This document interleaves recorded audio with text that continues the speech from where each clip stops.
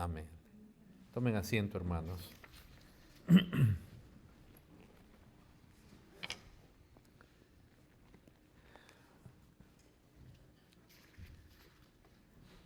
Estamos en el mes que recordamos la Reforma Protestante, este avivamiento de Dios, en el siglo XVI, donde Dios, digamos, trae un despertar en Europa, donde la verdad de su evangelio es, llamémosle así, redescubierta.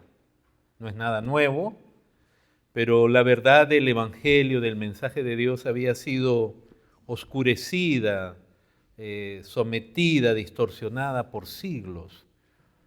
Y de pronto, de una manera muy particular, que sabemos que esto no depende de un hombre, porque a veces astutamente los opositores de la Reforma y sus frutos dicen que esto es que somos seguidores de un hombre, sea de Lutero, de Calvino, pero no, esto fue algo que Dios preparó para justamente salvar hombres y afirmarlos en su verdad. Y así, hermanos, tenemos que, entre los pilares de la Reforma, desde el comienzo, pero otros se comienzan a definir un poco más tarde, pero desde el comienzo algunos de estos pilares en cuanto a la verdad de Dios quedan muy definidos, como el de la sola fe, que implica que somos salvos solo por fe en Cristo. La sola Escritura, que plantea que la Escritura es la autoridad máxima, perfecta, infalible, indisputable de todo aspecto concerniente a la fe. El solo Cristo, que solo Cristo es el mediador, solo Cristo es el Salvador, sola gracia y solo a Dios gloria. Y hoy día estaremos tocando, hermanos, esa sola que se refiere a la gracia de Dios, sola gracia. Y lo primero que queremos hacer, hermanos, es dar una definición. ¿Qué significa sola gracia? Sola gracia, hermanos, de nuevo es una de esas 5 frases que son pilares de la Reforma Protestante y que fundamentalmente se refiere a que la salvación del hombre pecador es un acto de la gracia de Dios, lo cual significa que es algo concedido inmerecidamente, no es algo que merezca el pecador, ni es algo que el pecador haya ganado de alguna manera el obtener salvación. Es una gracia inmerecida dada por Dios al pecador. Es decir, la gracia, hermanos, no considera, no depende, la gracia de Dios ni responde a alguna buena obra o mérito del pecador. Por eso es gracia, porque no hay nada en nosotros que nos haya hecho merecedor de lo que Dios hace en nosotros. Entonces, hermanos, la doctrina o este pilar de la sola gracia, principalmente, inicialmente, fundamentalmente, se aplica a la salvación del pecador, a la justificación. Y eso queremos aclarar porque, como decíamos al comienzo del culto, hoy día se habla en muchos lugares de salvación, y he escuchado tantas explicaciones y hoy día cada vez hay explicaciones más raras en cuanto a la salvación.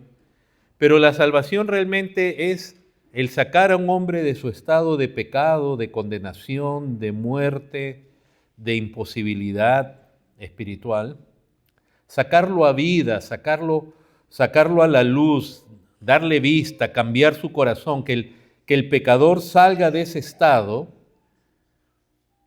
para lo cual Cristo dio su vida por ese pecador, para que a Cristo, tomando sobre sí el pecado y el castigo nuestro, permita que entonces el perdón de Dios nos alcance, su gracia salvadora, Entonces la salvación se da, hermanos, cuando el pecador es justificado, es hecho justo, es perdonado, es lavado de su pecado, de su estado y de su condena por causa de lo que Cristo ha hecho al tomar Él el lugar nuestro, por lo cual y por ello es que Cristo se hizo hombre para representarnos en su vida, en su muerte y en su resurrección. Entonces la salvación es pasar del estado de muerte a vida, de ceguera a poder ver la luz de la gloria de Dios en Cristo, de incredulidad a fe. Eso es salvación, sacar a un hombre de su estado. Entonces no debemos ofrecer la salvación como algo que es simplemente ganar un ticket al cielo. La salvación es infinitamente mucho más poderosa y grande, es sacar a un ser pecador de ese estado del cual no se puede librar a sí mismo y sacarlo aún de la condena, de la maldición que tenía sobre él, para pasar a ser ahora un hijo de Dios, a ser lavado, a ser perdonado, a ser adoptado por Dios. Esta justificación, como se enseña también en Sola Fe, es un acto por lo cual Dios, por causa de Cristo, al pecador lo declara justo, porque Cristo muere en la cruz por él y eso permite que el Padre, que es justo y no puede declarar a un pecador justo porque sí, ni hay ningún mérito en esa persona, sino que por causa de la obra de Cristo en la cruz, puesto que Cristo ya tomó el pecado y la consecuencia del pecado de esa persona ahora queda perdonada y Dios le declara justo, es justificado.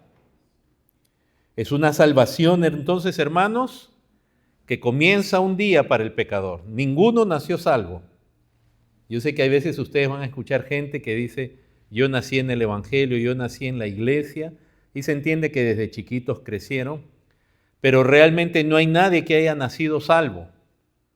Toda persona, aún puede ser de la edad de la niñez, pero toda persona tiene un día que comienza la salvación en su vida, que cree, que se arrepiente, que cree en Cristo y que es perdonado.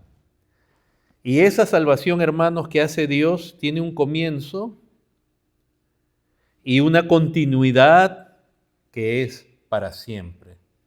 La salvación se presenta en las Escrituras como algo permanente, no como algo que se puede perder.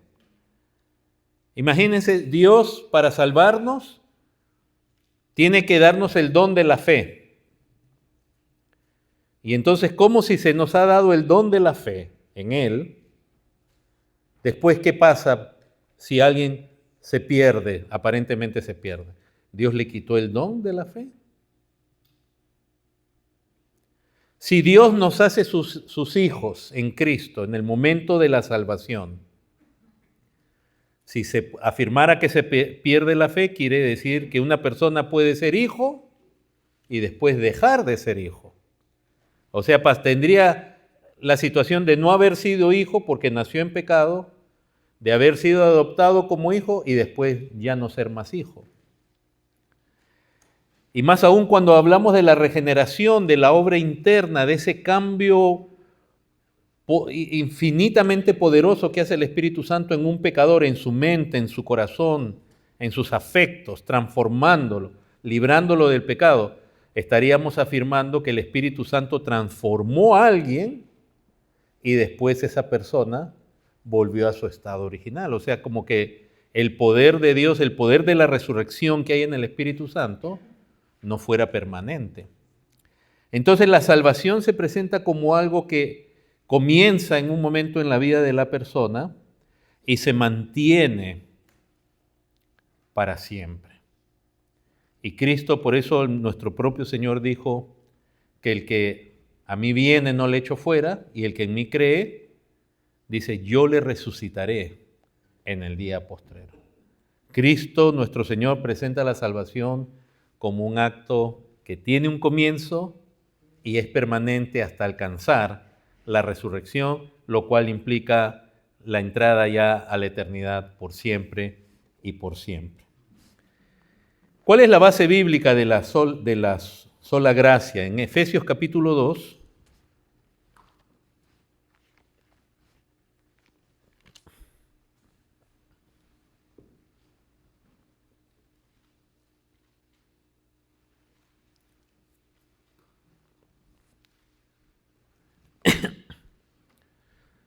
desde el verso 1 dice, y Él os dio vida a vosotros cuando estabais muertos en vuestros delitos y pecados.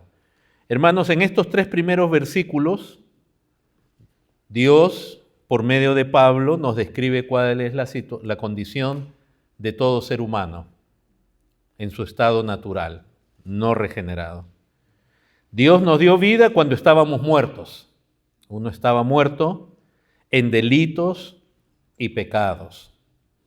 Uno era un transgresor de la ley de Dios. No solamente uno transgredía la ley de Dios, es decir, desobedecía, era uno un rebelde, sino que los pecados implica que uno no le iba a dar al blanco jamás. Uno erraba, el propósito de la vida de uno, todo a lo que uno apuntaba ante Dios era un error. O sea, transgredíamos la ley de Dios y no había manera de darle al blanco en el ser humano.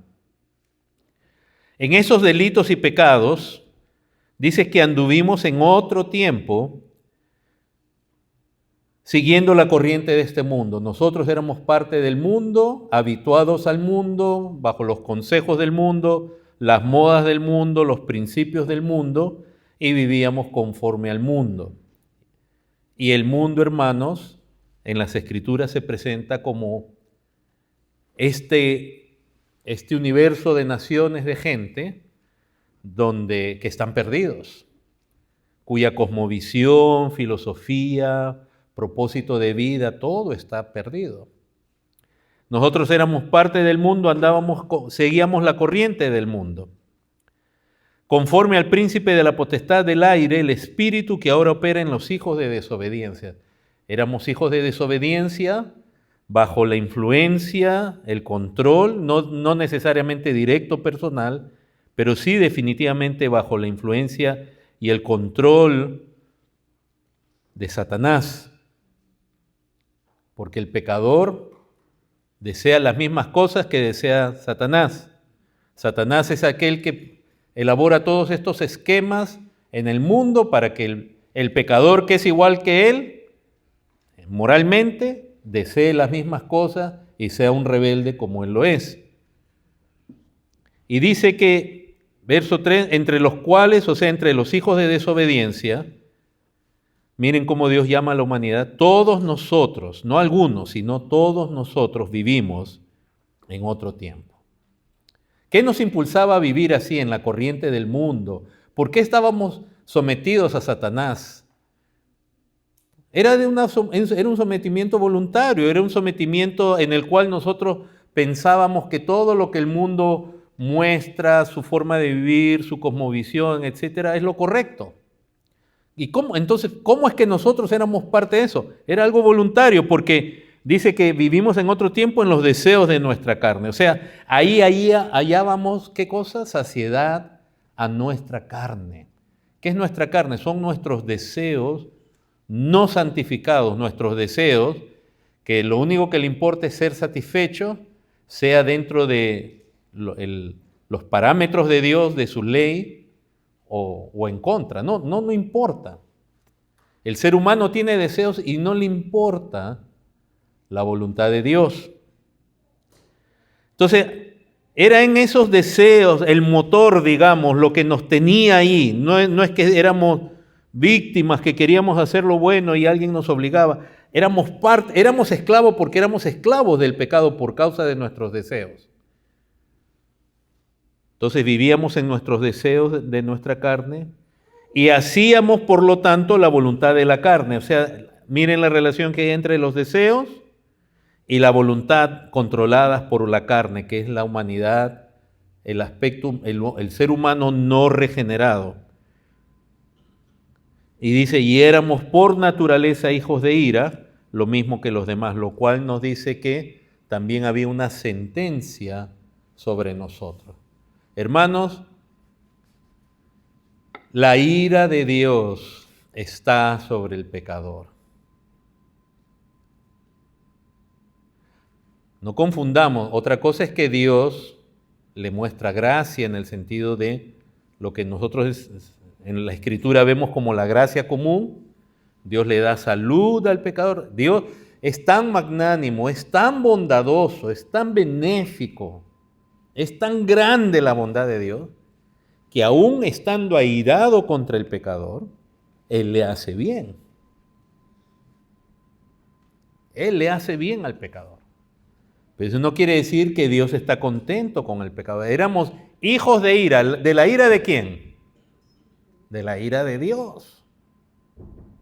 Y por eso, hermanos, por un lado entender la bondad, la compasión, la benevolencia de Dios es algo que nos maravilla, porque Él es benevolente y paciente con un mundo, con una humanidad contra la cual Él está airado. Y miren, hermanos, cuán grande es el amor de Dios, como lo va a describir desde el verso 4, que aún Dios, para salvar a esa humanidad contra la cual Él está airado y le está haciendo bien, hace algo que ya es inimaginable para nosotros: dar a su Hijo Jesucristo, para salvar hombres de esa condición y últimamente salvarlos de su ira.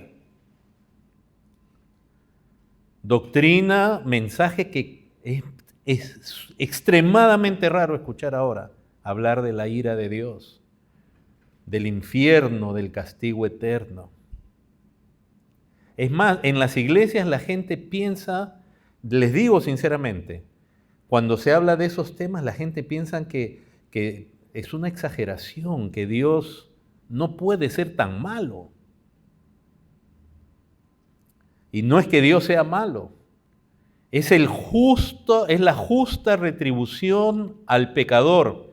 Ayer escuchaba una parte, un segmento en una conferencia, el pastor Arcis Sproul, cuando estaba en vida, él hablaba, y es impactante esa porción, porque yo recuerdo de la primera vez que lo escuché también, donde él dice que si aún Dios lo condenara a él, y está hablando como pastor, dijera, ¿no? Si el día del juicio Cristo le dice a él, no has sido siervo fiel, no, tú me llamabas Señor solo con tus labios. Él decía, yo sí sé, porque él es teólogo, yo sí sé, decía, que Dios fue justo conmigo. Y él comienza a escribir, porque yo me rebelé contra Dios. Yo cometí la peor de las traiciones contra Dios. Él usa una expresión, traición cósmica, es decir, una traición de una magnitud. Hermanos, todos nosotros éramos rebeldes contra el Dios más bueno, más precioso, más soberano. El pecado es la insensatez más grande que puede haber. Es la maldad más grande que puede haber el pecado. Contra un Dios tan santo, tan justo, tan bueno, tan misericordioso. Por eso el verso 4 dice, pero Dios, que es rico en misericordia. O sea, miren cómo presenta nuestra situación. Y dice, y ahora no dice, pero ustedes reaccionaron y se dieron cuenta que estaban mal. Sino que de pronto dice, pero Dios, que es rico en misericordia, por su gran amor con que nos amó. O sea, fíjense que el amor no tiene que ver con nuestro estado, ni con su afecto con nosotros, porque su afecto dice que éramos hijos de ira, sino que el amor muestra esa virtud que hay en Dios, que aún estando airado, Él ama y Él decide tener una relación y hacer algo con esa criatura, que esa criatura no pudiera ni desea hacer por sí misma, para que pueda ser salvo. Dice que aún estando nosotros muertos en pecado, o sea, nuestra condición era la misma, nos dio vida juntamente con Cristo. Y ahí se añade esa frase, por gracia soy salvo. O sea, ¿qué mérito había en ti? Si tú eras un hombre, una mujer que vivía en tus deseos, en tus pasiones, que no te importaba a Dios, que quebrantaste la ley infinidad de veces, que hacías tu propia voluntad, cuyos deseos, metas en la vida eran mundanos y eran totalmente ajenos a Dios, ¿qué mérito había en ti o en mí? Ay, no, pero es que yo ayudé a cruzar a una persona invidente, ayudé a cruzar la calle. ¿Qué es eso comparado con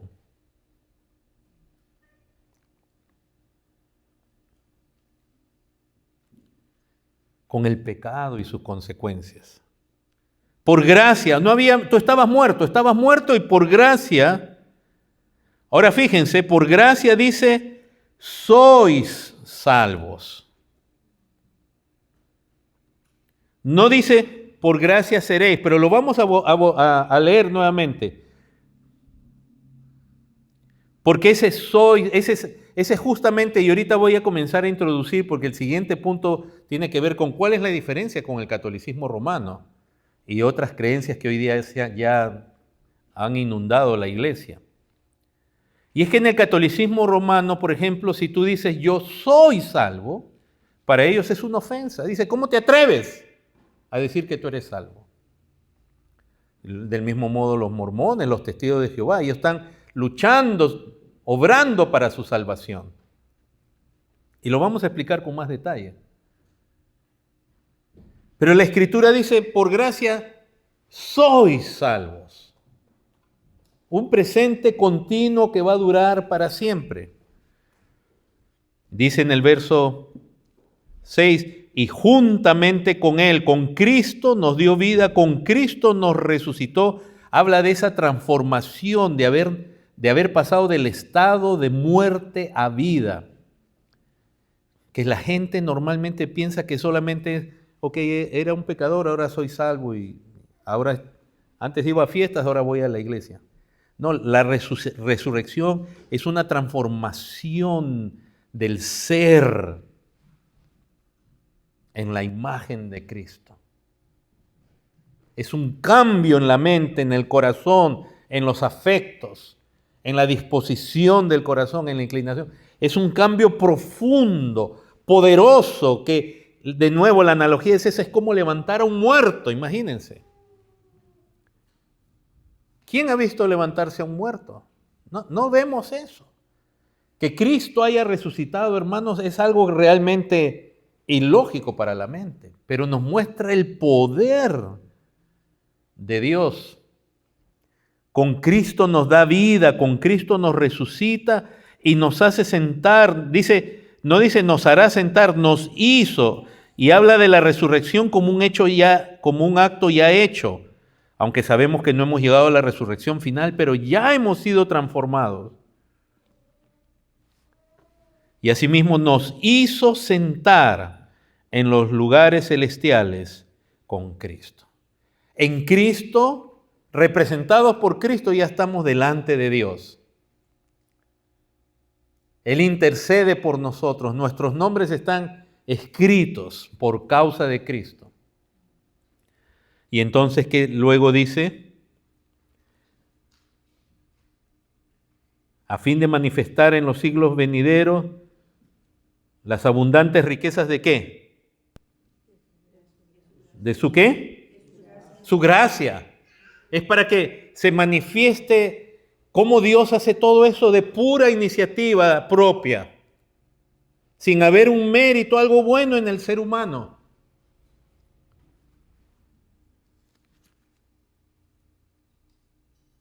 Esas riquezas de su gracia para nosotros en Cristo, dice, porque por gracia, de nuevo enfatiza, por gracia soy salvo. En ti había más bien todo lo que te hacía merecedor de la ira de Dios. Pero por gracia sois, y de nuevo se repite, sois salvos, no seréis. Nosotros obviamente creemos que seremos salvos en el sentido que ya somos salvos y alcanzaremos la salvación completa. Pero la Biblia afirma que sois salvos. Y esto el catolicismo romano lo niega. Porque en el catolicismo romano nosotros estamos obrando para nuestra salvación y se los voy a a explicar en unos momentos para también no caer en el error de hablar una falacia acerca de otros, lo que otros no afirman. Porque por gracia sois salvos por medio de la fe. O sea, simplemente con creer, con confiar en Cristo como tu sustituto, que aquel que está tomando lo que tú, en la cruz, el castigo que tú mereces, en el cual obtienes perdón, por gracia soy salvo por medio de la fe, y esta fe no es de vosotros, pues es don de Dios, ni siquiera la fe es nuestra. La fe es parte de la gracia de Dios, que capacita al hombre para que pueda creer, el hombre duro, pecador. Hay varios testimonios, obviamente es el testimonio en la vida de uno, ¿no? Que uno era un hombre incrédulo. ¿Y qué hizo que ahora uno crea? ¿Qué hace que alguien que era incrédulo de pronto creyera? ¿Qué hizo que Agustín de Hipona, siendo un hombre tan perdido, de pronto llegara a creer? ¿Qué hace que tú creas si realmente crees? Es el poder de Dios, es la gracia de Dios obrando contigo. Eso es. Tú y yo no somos mejores que nadie. Tú y yo creemos no porque nosotros sí podemos creer y otros no. Entonces la salvación sería para los que pueden creer. Aún la fe es un don de Dios. Pero decía, me vienen siempre a la mente, hermanos, a la memoria, hermanos que han dado testimonio, un hermano que algunos de ustedes conocieron, que ya está con el Señor, y él contaba su testimonio, lo contó varias veces, un tremendo hermano, un tremendo siervo de Dios, un hombre con un amor por Cristo, pero cuando él cuenta su testimonio, él era borracho, él era mujeriego, él era torpe, boca sucia, tenía un gran prestigio porque tenía una profesión que es muy respetada, ganaba buen dinero también, pero un hombre pecador. Y él dice que un día, ¿no? Era algo así como que él fue a la iglesia, así solo de visita, nada más, pasó por ahí y se puso atrás a mirar, pero de pronto, en un instante, él se vio adelante, ¿no? Llorando, confesando, creyendo. ¿Qué hace que un hombre así de pronto crea? No es la persuasión del pastor, no es la habilidad del predicador, no es la manipulación de las emociones con música suave, violines o piano en la prédica. Es un poder de Dios, es el poder del Espíritu Santo obrando en una persona. Así que por gracia soy salvo. Entonces se dan cuenta, la gracia es no merecida, algo que no que hemos tenido un mérito, algo que haya dicho a Dios, sálvalo a este hombre, porque en él hay esto bueno. No. Y por eso la Escritura está lleno de ejemplos así. Abraham era un hombre idólatra. Pablo era un perseguidor de la iglesia.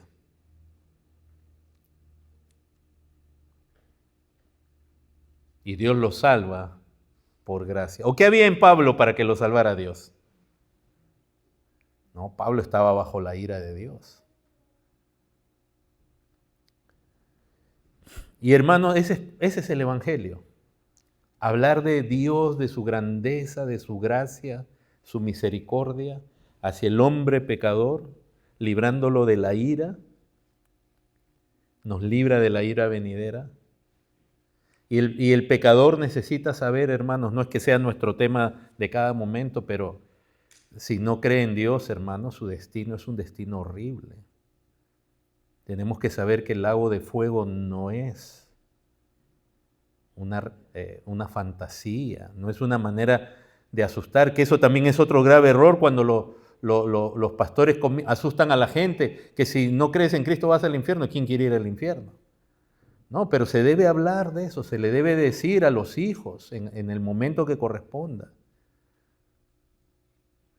Y a veces hasta desafiarlos. ¿Tú quieres eso? ¿Tú estás dispuesto a cambiar a Cristo por ir al infierno? Entonces, hermanos, acá dice entonces, porque por gracia sois salvos por medio de la fe, y esto no de vosotros, pues es don de Dios. Verso 9 más claro, no por obras. No hay obras de justicia en ti ni en mí que haya movido a Dios a salvarnos. Por eso que en teología, en la rama de que se conoce como teología propia, que habla de quién es Dios, qué es Dios y cómo es Dios, se dice que Dios es impasible, es decir, Él no tiene pasiones. Dios no actúa por respuesta a nosotros. No por obras, ¿para qué? Porque ¿cuál es el problema de las obras? Que yo pudiera decir, Dios me escogió porque en mí había. Y hermanos, esta noción de la gracia de Dios tiene que quedar tan grabada en nosotros, porque al entender la gracia de Dios, no solamente eso produce gratitud, amor, admiración, alabanza a Dios, sino que nos mantiene en un estado de humildad. Perdón, de siempre recordar que Dios lo que hizo con uno y lo que hace con uno es por gracia. Que nunca pienses que hay algo en ti que viene de ti y que te hace más que otra persona. Todo es por gracia de Dios. Ahora, aunque no somos salvos por obra, esa salvación, verso 10, somos hechura suya.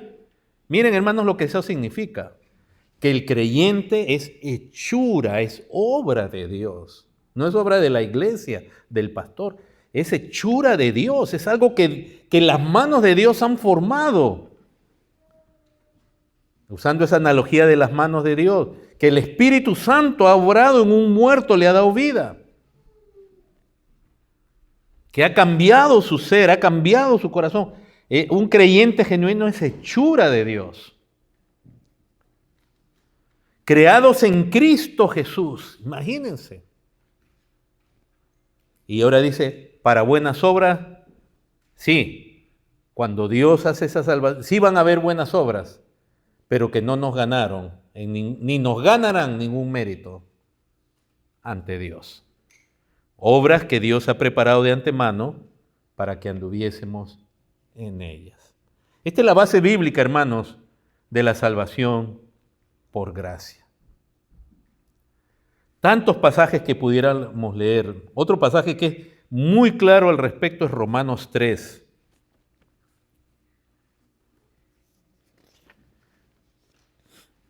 Desde el verso 20. Solo gracia, no hay mérito. Ahora, ¿qué pasaba en los días de la Reforma? ¿Qué pasó con la Iglesia Católica Romana? ¿Cuál fue el cambio que hubo en la doctrina en el periodo medieval y ahí hasta los días de la Reforma? Que la Iglesia Católica Romana tiene el concepto de méritos, de que nosotros podemos lograr méritos con Dios. Ahorita lo voy a explicar. Pero ¿saben qué, hermano? Ese error no es exclusividad del romanismo, del papismo. ¿Saben por qué les digo? Porque dentro de las iglesias evangélicas protestantes, sobre todo donde más se hace énfasis, o sea, esas iglesias cargadas con cierto sabor legalista, donde tu salvación depende de tu empeño, de tu esfuerzo, de tu empeño, la gente cree que dice así, yo he sido salvo por gracia, pero ellos creen que están bien con Dios ahorita si se están portando bien. Perdón. De hecho, hermanos, hay una relación directa entre si andamos dignamente del Señor o si andamos si diciendo ser creyentes andamos en pecado, sí hay una relación con consecuencias. Pero la gente tiene la idea de que yo estoy bien con Dios porque estoy andando bien. De nuevo, no negamos las consecuencias. El que siembra para el espíritu, dice, segará vida eterna. El que siembra para la carne, segará corrupción. Pero yo hablo de la idea de méritos. Como diciendo, si yo estoy andando bien, si estoy orando, si estoy ayunando, si estoy haciendo esto, estoy bien con Dios. Y se pierde de perspectiva que nosotros somos aceptados solamente por causa de Cristo y por pura gracia de Dios.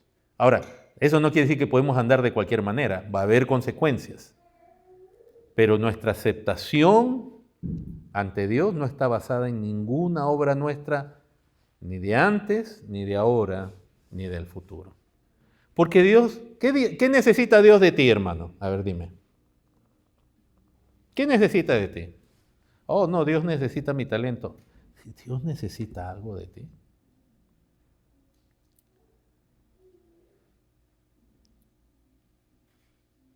Si todo lo que somos, ¿qué tenemos que, dice la palabra, que no hemos recibido? Es decir, todo lo recibimos de Dios.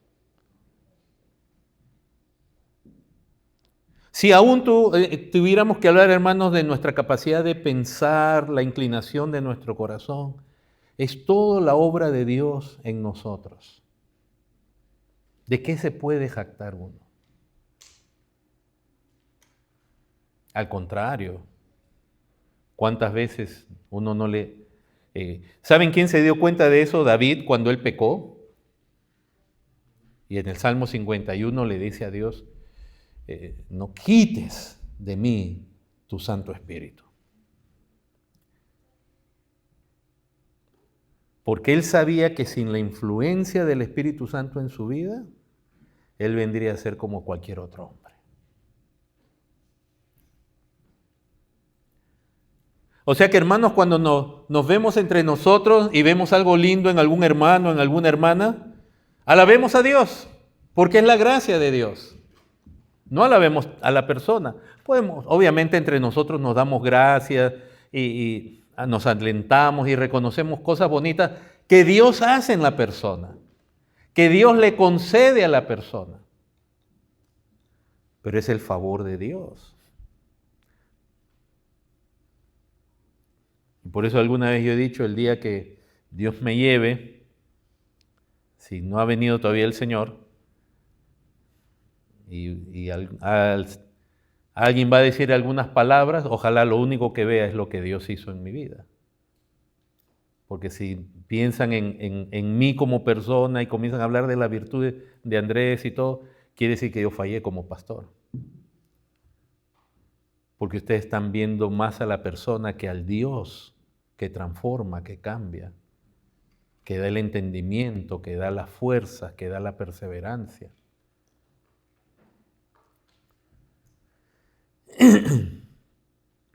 Capítulo 3 dice, verso 20, ya que por las obras de la ley ningún ser humano será justificado. La ley de Dios es la única pauta que tiene Dios objetivo, que tiene el ser humano, la única declaración objetiva, tangible, clara, escrita, que puede decir, este es Dios, esto es lo que le agrada y esto es lo que no le agrada.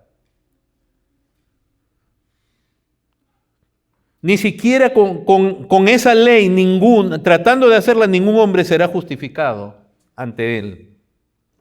Porque más bien por medio de la ley es el conocimiento del pecado. En la ley más bien, al ver los requisitos de Dios, nos muestra todo lo que hemos fallado. Los 10 mandamientos. ¿Cuántos mandamientos has fallado tú? Yo. Los conocemos, pero por la ley es el conocimiento de nuestra condición. Pero no en el sentido, Dios no necesita humillarnos en el sentido de, sí, te voy a hacer conocer que tú eres una cucaracha que no vale para nada. No, Dios quiere que veamos nuestra condición para que la ley nos traiga a Cristo. Para que la ley nos haga depender de aquel que sí es justo y en el cual está todo lo que yo necesito. Por eso en el verso 21 dice, pero ahora, aparte de la ley de Dios, se ha manifestado la justicia de Dios, que no se puede alcanzar por la ley. ¿Cómo? Esa justicia de Dios testificada por la misma ley. y por los profetas. Es la justicia de Dios por medio de la fe en Jesucristo. Es una justicia que es solo por fe, no por obras, para que nadie se gloríe. Porque no hay diferencia por cuanto todos pecaron, judíos y gentiles, y están destituidos de la gloria de Dios, siendo justificados por fe, ya se ha dicho anteriormente, que es la salvación, pasar de ser pecador a ser justificado, siendo justificados gratuitamente por su gracia. No había nada en ti, no había un mérito. Y eso, hermanos, nos da también consuelo, reposo, que Dios me salvó, porque Él es bueno, no porque yo lo soy. Hermanos, entender la gracia de Dios, no saben cuánto nos ayuda de nuevo a maravillarnos en Dios, a darle gracias. No saben cuánto nos humilla ante Dios, debidamente, y aún unos entre otros.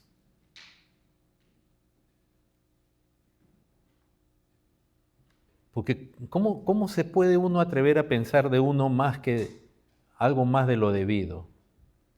Si todo lo que uno es por la gracia de Dios.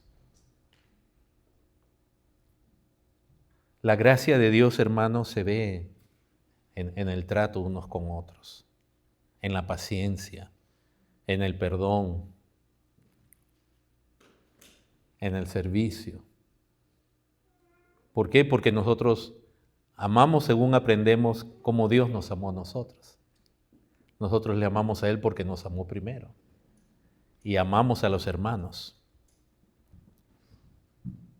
Entonces, entender la gracia, hermanos, salvífica es algo glorioso.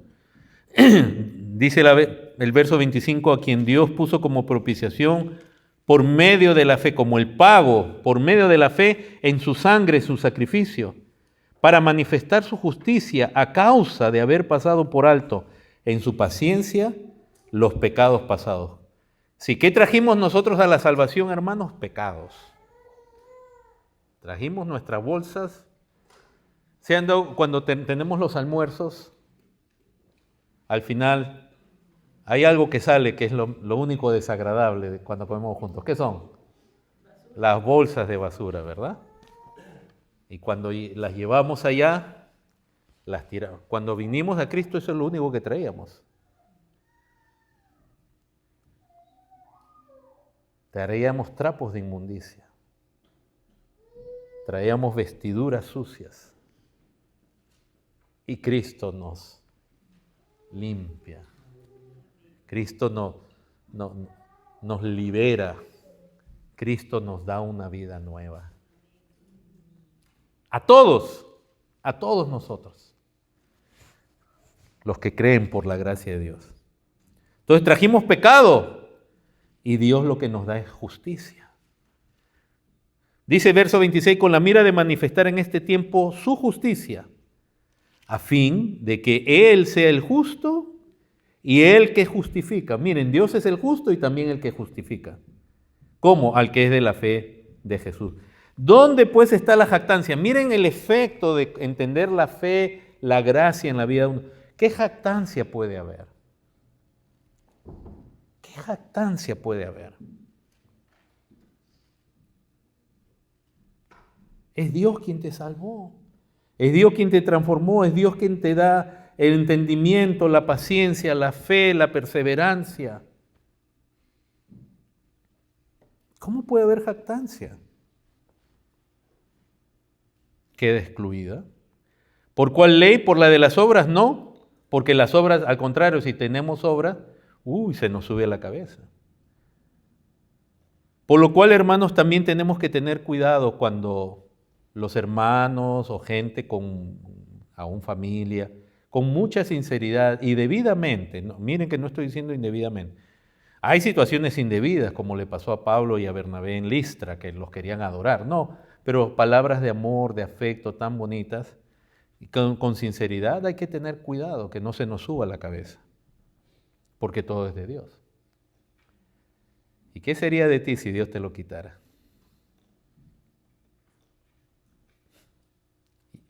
¿Por qué buscar reconocimiento, posición, si realmente la gloria es de Dios? No tiene sentido. ¿Por qué? Es de Dios, claro, pero el que obra, sí, él está esperando que se le reconozca. Cuando ustedes trabajan, ¿verdad? Si ustedes trabajan para un empleador y ustedes han trabajado una semana, ¿qué están esperando la semana siguiente? Me pagan porque yo he obrado.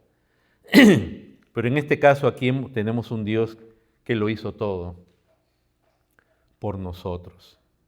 Concluimos pues que el hombre es justificado por la fe sin las obras de la ley, que son las obras perfectas, y que Cristo las cumplió perfectamente. ¿Qué enseña entonces, hermanos, el catolicismo romano? Y que de nuevo decimos, esto no se trata de denigrar al catolicismo romano. Yo creo que en el catolicismo romano hay gente que realmente tiene un sentido de fe genuina y de gracia genuina.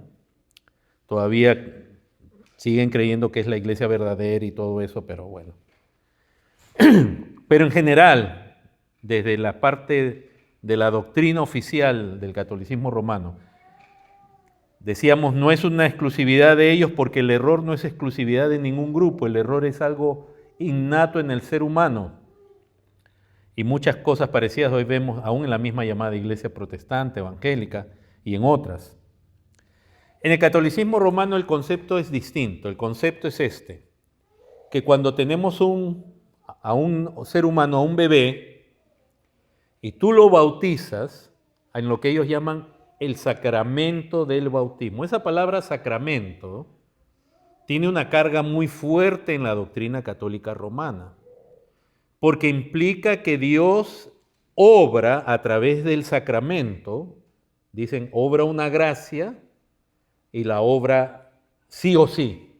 Entonces el bebé viene, o sea, no viene, lo traen, lo bautizan y en ese momento, por el sacramento del bautismo, la intermediación del sacerdote, la fe de los padres, ese niño es regenerado y es hecho justo. En el bautismo se produce el nuevo nacimiento. Ese bebé pasa de ser un pecador a ser un hijo de Dios desde bebé. Esa es la carga de la fuerza cuando ellos usan la palabra sacramento. Y el bautismo convierte a un bebé en un ser humano normal, pecador, lo convierte en un hijo de Dios. Entonces, ya es un hijo de Dios. Ahora miren, si ya es un hijo de Dios, y ahí vamos a ver, voy a tratar de explicar el paralelo que hay con nosotros, pero a la vez la diferencia. Si ya es un hijo de Dios, se espera que ese niño ejerza fe. Y si ya es un hijo de Dios, se espera que haya obras de justicia. Y nosotros creemos que también la salvación es por fe y la salvación va a producir obras, pero nosotros no hablamos del sacramento del bautismo, sino de la fe en Cristo, no por un sacramento. Entonces, ¿qué dice el catolicismo? Que este sacramento del bautismo, entonces habilita a ese bebé, si ya lo convierte en hijo de Dios, lo habilita para vivir una vida justa y recta, con muchas buenas obras. Y ahí es donde viene el punto. Esas obras que produce que va a producir por causa del bautismo, en el catolicismo romano sí son meritorias. Por eso yo hice el énfasis, cuando la palabra de Dios en Efesios dice, sois salvos ya por haber creído en Cristo, por gracia, en el catolicismo se dice, no soy salvo, ya eres hijo de Dios, pero tienes que vivir una vida de tal manera que llegues a ser salvo. Y parte de ello son tus obras que van a ganarte méritos delante de Dios. Entonces fíjense y no quiero confundirlos, pero el católico, la doctrina católica, el bebé ha sido regenerado y ellos dicen que es por gracia. O sea, se dan cuenta que hay paralelismo. Nosotros decimos la salvación por gracia y ellos dicen, eso es una gracia también de Dios. Ha sido salvado por gracia y ya ha sido justificado, ya es un hijo de Dios ese bebé, pero su salvación final va a depender de la vida que lleve el resto de su vida. Y nosotros decimos, no, la palabra dice claramente que por fe ya somos salvos. Que la justicia de Dios, la justificación, es forense, es legal, es decir, al creer en Cristo, Dios nos declara justos. Pero el catolicismo romano rechaza ese tipo de justificación, porque ellos dicen que la justicia se infunde en la persona. Entonces nosotros decimos que el pecador es declarado justo y el catolicismo romano dice que el pecador es hecho justo en el sentido de todo su ser. Es parecido y que si alguno no llega a entender, después lo podemos hablar en otro momento. Es muy parecido en muchas cosas, pero a la vez es completamente distinto. Ser hecho, nosotros también a veces usamos el término de ser hechos justos, somos hechos justos, pero por la declaración de Dios, ya que Cristo murió por uno, te declaro inocente, porque Él ya cargó tus pecados. Pero no es una declaración en el catolicismo, ellos lo consideran casi hasta una blasfemia lo que nosotros creemos. Ellos dicen, no, Dios te hizo justo. O sea, tú ya eres justo.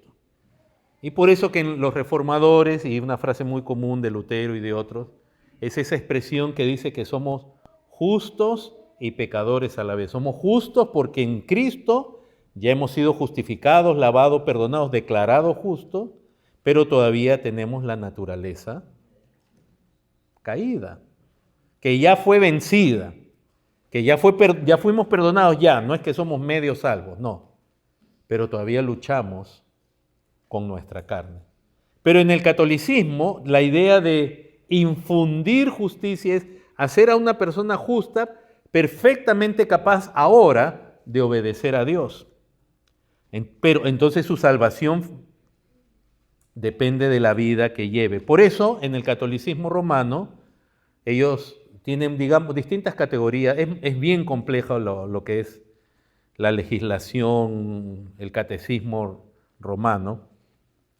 Pero ellos tienen de manera muy resumida los pecados veniales y mortales. ¿Qué es el pecado venial?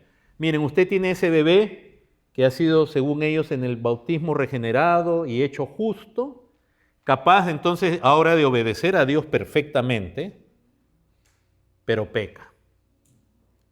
Ahora, inmediatamente lo que necesita ese niño, cuando tenga entendimiento, es la primera comunión.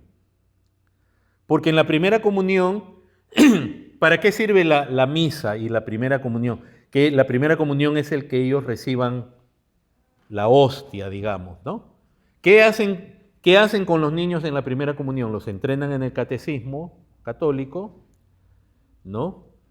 Y le hacen sentir al niño que ya está listo para recibir a Dios, porque en la transustanciación y todo eso, porque en la misa ¿qué es? Realmente la misa, en esencia, es un sacrificio. Cristo es ofrecido por el sacerdote, Cristo muere en la misa por los pecados de esos creyentes. Y nosotros decimos, no, Cristo ya murió una sola vez y para siempre, como dice en la epístola a los Hebreos. Y que no es necesario más sacrificios, perdón, ni aún del mismo Cristo, porque su sacrificio fue perfecto. Y si su sacrificio fue perfecto, ¿para qué necesita más sacrificios? Ni de él mismo. Pero la misa es un sacrificio, por eso ellos tienen una mesa, que es un altar. Y por eso que el oficial en el catolicismo no se llama pastor, se llama sacerdote. Que la función de un sacerdote no es solamente intermediar, sino ofrecer sacrificio. Por eso se le llama el sacrificio de la misa. Entonces, si ese niño ha pecado, como seguramente va a pasar, lo que él tiene ahora, lo que él necesita es confesar su pecado ante el sacerdote, ¿verdad? El cual le va a dar una penitencia de algún tipo, rezar, normalmente es rezar Padres Nuestros, Ave María, sí, ¿no? Lo va a absolver, ¿no? Yo te absuelvo de tus pecados, porque ellos entienden que los sacerdotes tienen el poder de perdonar el pecado tomando algunos pasajes de la Biblia que nosotros decimos están mal interpretados y mal aplicados. Y cuando ellos absuelven al niño, el niño entonces ahora puede ¿qué? De nuevo ser expuesto a un nuevo sacrificio de Cristo por sus pecados, y al participar es limpiado, ¿no? Y tiene que hacer algunas obras seguramente, a veces de caridad o de otras cosas. Entonces el católico realmente nunca está seguro, porque aun si comete pecados veniales, tiene que venir a la confesión ante un hombre, ser absuelto, tener una penitencia, y entonces se expone al rito de la misa, donde Cristo es sacrificado, en la transubstanciación, en el ofrecimiento del pan y del vino. Por eso dicen, este es su cuerpo, ellos lo están diciendo literalmente. Y entonces puede continuar de salir, porque el pecado lo hace caer a esa persona de ese estado de justicia perfecto, y entonces tiene que ser renovado para que pueda seguir caminando. ¿Qué pasa con eso? Que si un niño o ya un hombre católico romano, lamentablemente también puede caer en lo que se conoce como pecados mortales, donde ya no hay esperanza para esa persona. Entonces, de nuevo, fíjense, en el catolicismo romano, alguien en el bautismo es regenerado y es hecho justo, y en su vida, si cae en un pecado mortal y muere así, se pierde todo lo que se logró en el sacramento del bautismo. De hecho, para mí eso es una inconsistencia con lo que Dios hace. ¿Y qué pasa con ello, hermanos? Que supongamos que usted está, por eso en el catolicismo romano pasa lo siguiente: usted es hecho justo y ellos piensan que hay personas que por causa de haber sido en el bautismo, al convertirse al catolicismo, haber sido regenerados y hechos justos, sí, también consideran que hay personas capaces de vivir una vida perfecta, donde muestran las obras que son fruto de esa justicia, y son tan perfectas, pero esas obras le ganan méritos salvíficos a él, y no solamente a él, sino que si su vida es tan perfecta, los méritos que logra son tan abundantes, no solo para él, sino aún para otros. Y ese es el caso de los santos, o de lo que ellos piensan de todos los santos, de María, la Madre del Señor, que ellos han tenido tantos méritos, que los méritos de ellos, no solamente ante Dios, han logrado la aceptación de Dios eterna, sino que sus méritos alcanzan para otros, y todos sus méritos van a una cuenta que se conoce como el banco de méritos.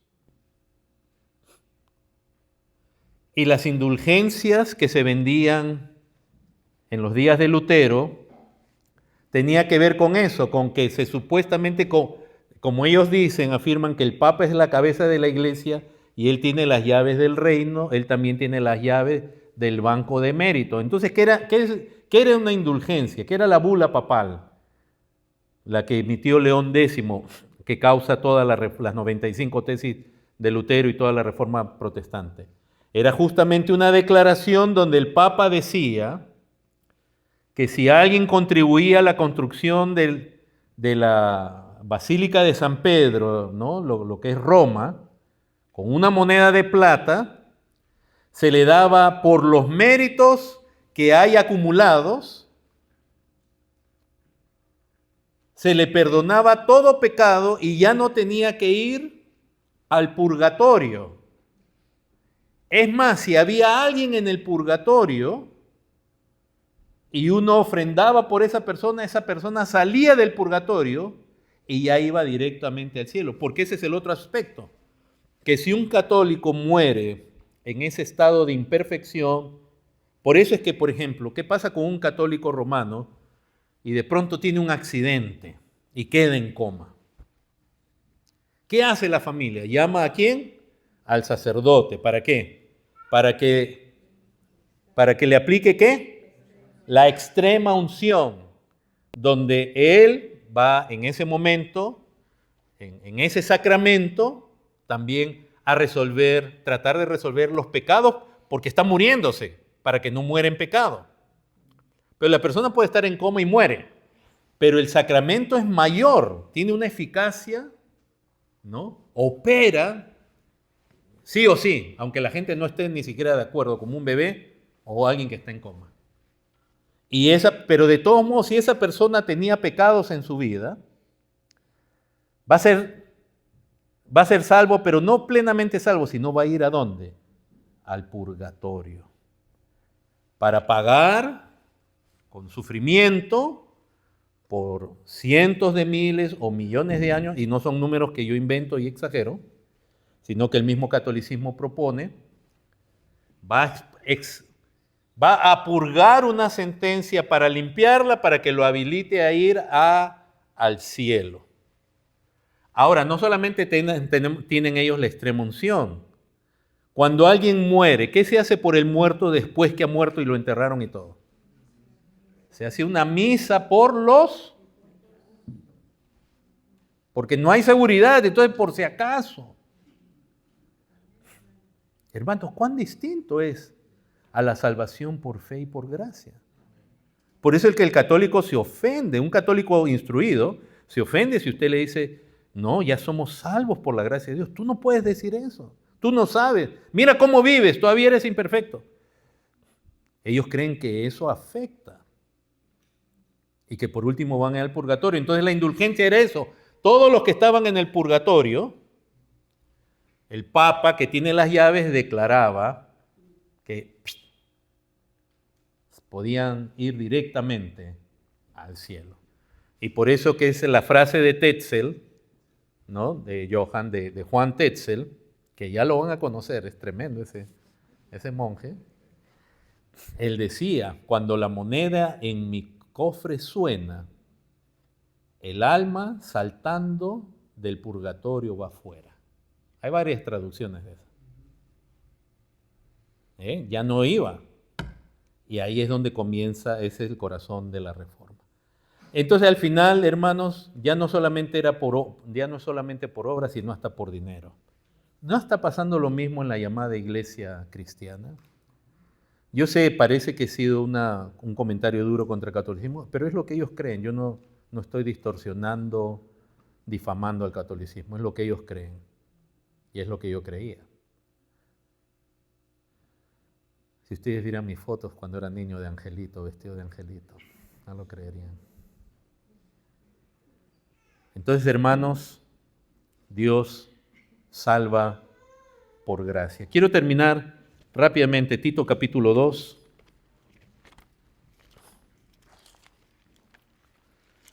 Yo sé que la gracia es salvífica, hermanos, pero recuerden, se extiende a toda nuestra vida, porque todo es el acto de Dios obrando en nosotros. Sí quiero mencionarles esto para los que lo puedan entender. Yo tengo problemas, voy a decirlo así, no estoy muy de acuerdo cuando aún en círculos cristianos reformados se habla de la gracia como un poder en sí. La gracia es el favor inmerecido de Dios. Por ejemplo, el que el Espíritu Santo obre en nosotros es algo inmerecido.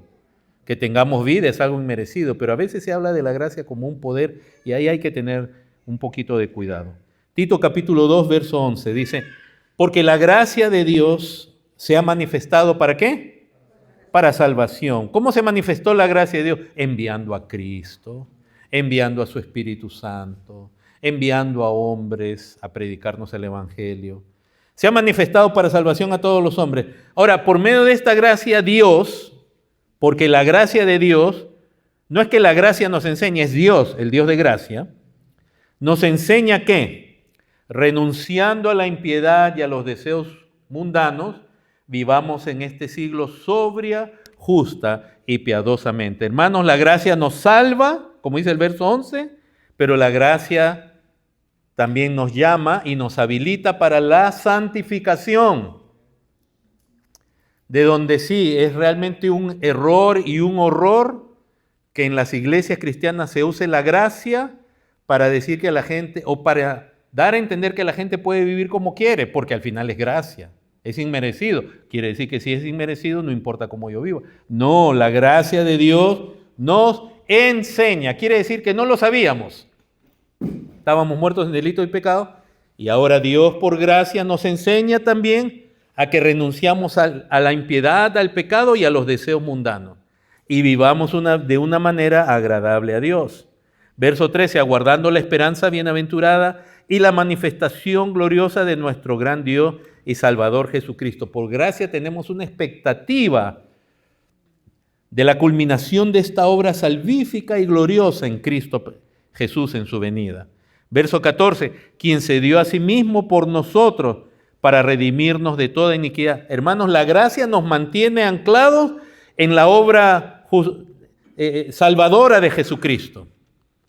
Siempre nos hace recordar que todo se debe a Cristo, quien tomó tu lugar.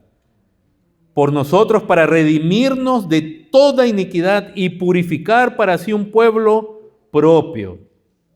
Por la gracia de Dios entendemos que ahora somos pueblo de Dios, y dice celoso de buenas obras, de donde la gracia no solamente no es una excusa para la impiedad, sino que la verdadera gracia de Dios, puesto que ha obrado una resurrección, una transformación, un perdón, produce buenas obras.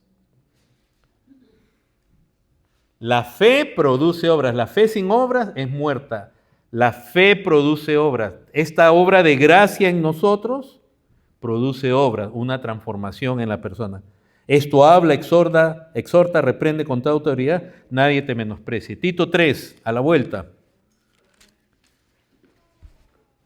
Verso 3. Porque nosotros también éramos en otro tiempo insensatos, rebeldes, extraviados, esclavos de concupiscencias y deleites diversos, viviendo en malicia y envidia, aborrecibles y aborreciéndonos unos a otros. No, yo sé que usted no. Pablo aquí exagera.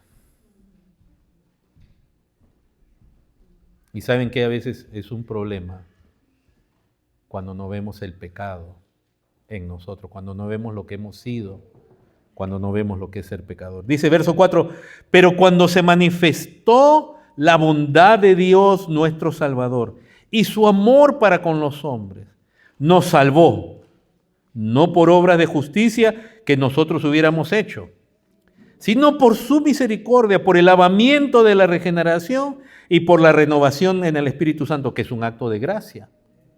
No había méritos en nosotros, el cual derramó en nosotros abundantemente por Jesucristo nuestro Salvador. ¿Para qué? Justificados por su gracia, viniésemos a ser herederos conforme a la esperanza de la vida eterna. Palabra fiel es esta, y en estas cosas quiero que insistas con firmeza, para que los que creen en Dios ya no solamente tengan la teoría, sino dice, procuren ocuparse en buenas obras. La gracia, hermanos, no es razón para no dar fruto o para andar en pecado, en apatía, en indiferencia. Igual voy a ir al cielo. Hay gente, hermanos, que no mueve ni el dedo meñique por Dios, y millones creen que van a estar en el cielo. Escuchaba el testimonio de alguien que es miembro de una iglesia hace poco. Lo lamentaba tanto escucharle. No lo miraba él de arriba abajo, sino que su testimonio ni siquiera menciona a Dios cuando otra gente le está preguntando. Y cuando yo lo escuchaba a él, que dice que es miembro de una iglesia y cree que va a estar en el cielo, era para mí como escuchar a cualquier mundano. En sus propósitos de vida, en todo, hermanos. Segunda de Pedro 3:18, rápido, estamos corriendo y ya. Capítulo 3, verso 18 dice, antes bien, creced en la gracia y el conocimiento de nuestro Señor y Salvador Jesucristo. A Él sea gloria ahora y hasta el día de la eternidad también. A Él. Crezcamos, hermanos, en esa gracia y en el conocimiento. Y por último, ahí a la vuelta está la carta de Judas. Solo un capítulo, así que en el verso 4 dice, porque algunos hombres han entrado encubiertamente. ¿En dónde? En la iglesia. Los que desde antes habían sido destinados para esta condenación, hombres impíos, que convierten en libertinaje la gracia de nuestro Señor. Oh, no, hermanos, la gracia no es permiso para pecar, para desobedecer. Y yo puedo vivir como quiera, igual Dios va a estar feliz conmigo. No. Acá están los que convierten en libertinaje la gracia de nuestro Dios, y lo cual va de la mano con ¿qué? Con negar a Dios, el único soberano. Porque cuando uno anda en libertinaje, como a mí me gusta, como a mí me parece, uno está negando la soberanía de Dios sobre uno. Y dime que así una persona va a ir al cielo. No se trata de méritos, pero dime que una persona así va a ir al cielo.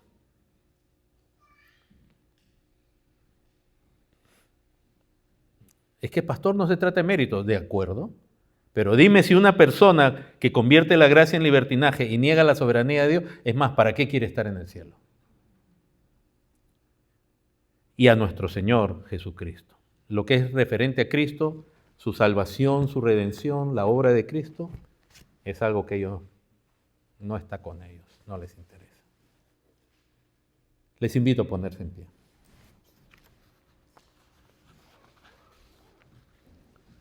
Solo la gracia de Dios. Por la gracia de Dios, decía el apóstol Pablo, soy lo que soy. Y su gracia, decía él, no ha sido en vano para conmigo. Antes bien, he trabajado, decía él, en la gracia. ¿Saben qué le decía Pablo a Timoteo? Esfuérzate en la gracia. O sea, la gracia no es que la gracia de Dios en todo lo que Dios nos concede inmerecidamente, dice esfuérzate. Y así no hay obras que digamos. Y entonces, hermanos, ¿qué hay de la recompensa que Dios va a dar? Bueno, recuerden que el siervo obediente realmente es un siervo inútil porque solo hizo lo que se le dijo. Y recuerden que en los talentos o en las minas, ninguno de ellos tenía nada. Fue el Señor el que se los dio y lo pusieron a trabajar. Por gracia lo recibieron y en gracia dieron fruto y en gracia reciben recompensa. O sea que no hay méritos. Hay recompensas, sí, pero no son méritos. Ahora, si pudiéramos entender eso, que el Señor nos ayude. Padre, gracias por